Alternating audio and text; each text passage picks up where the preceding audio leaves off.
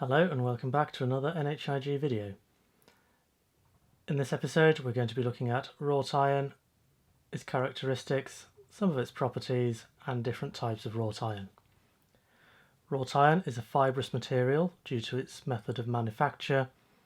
Its main feature are slag stringers which run throughout.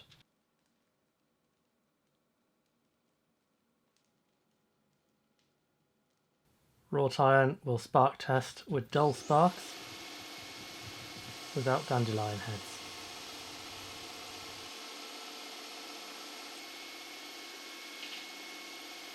Here's a piece of mild steel for comparison. As you can see, it is much brighter due to its higher carbon content. This is because wrought iron has a lower carbon content in most instances. Again, the mild steel. If we do a nick break test,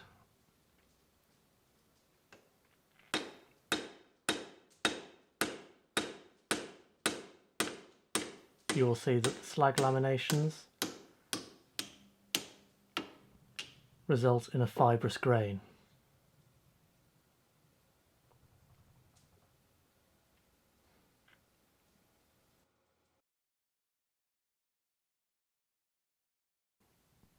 If forged at a low temperature, wrought iron will delaminate along the line of these slag layers.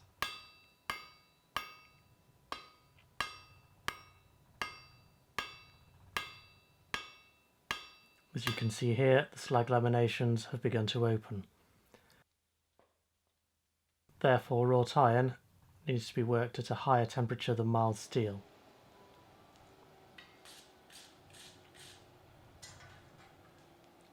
Preferably as close to a welding heat as possible. Welding wrought iron is easy, though conducted at a higher temperature than mild steel.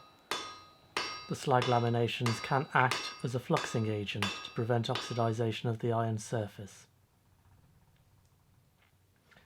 In order to refine the iron, it is frequently stacked, unfolded and welded. With this particular type of stacking that I'm about to demonstrate, the grain of the iron is going to be put perpendicular from layer to layer. This allows a finer grain and allows slightly cooler working. It also allows finer objects to be forged. Typically, coarse-grained iron does not like being forged into a fine object.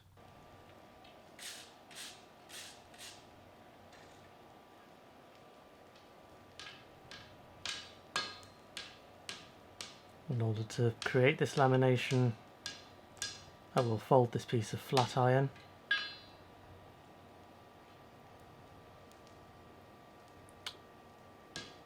Insert an additional layer.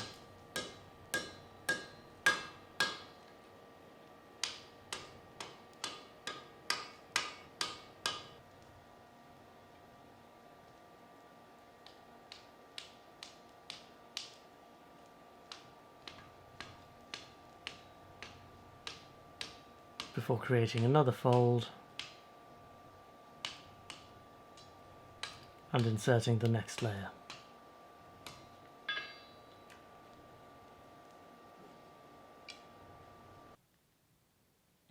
The iron here is stacked and ready for welding.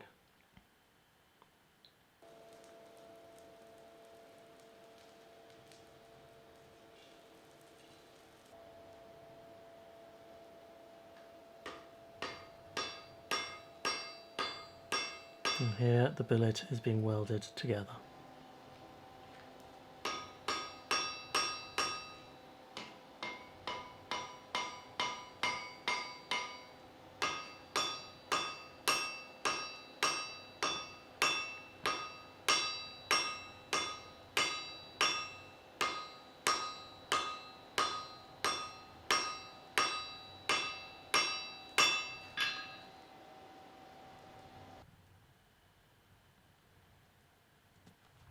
And here we have the fully welded billet.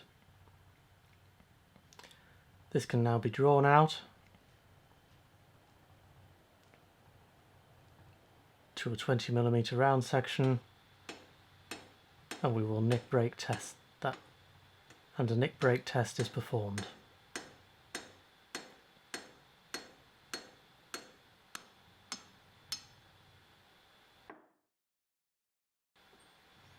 As you can see, the grain is much finer than in the first example. This is because the slag layers have been compacted and drawn out. And this is the traditional way of refining iron. The next type of iron we're going to look at is charcoal iron. This precedes puddled iron and has a carbon content. If I were to spark test this, it will spark very similar or with a higher carbon content than regular mild steel.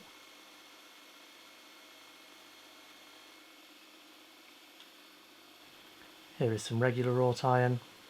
You can see that the sparks are far less bright. For comparison, some mild steel, and as you can tell, charcoal iron and mild steel are fairly comparable.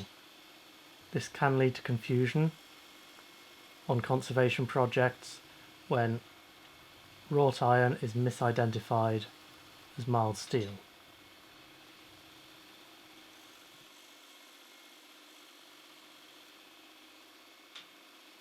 The reason for these sparks is because charcoal is used in order to smelt and refine the iron.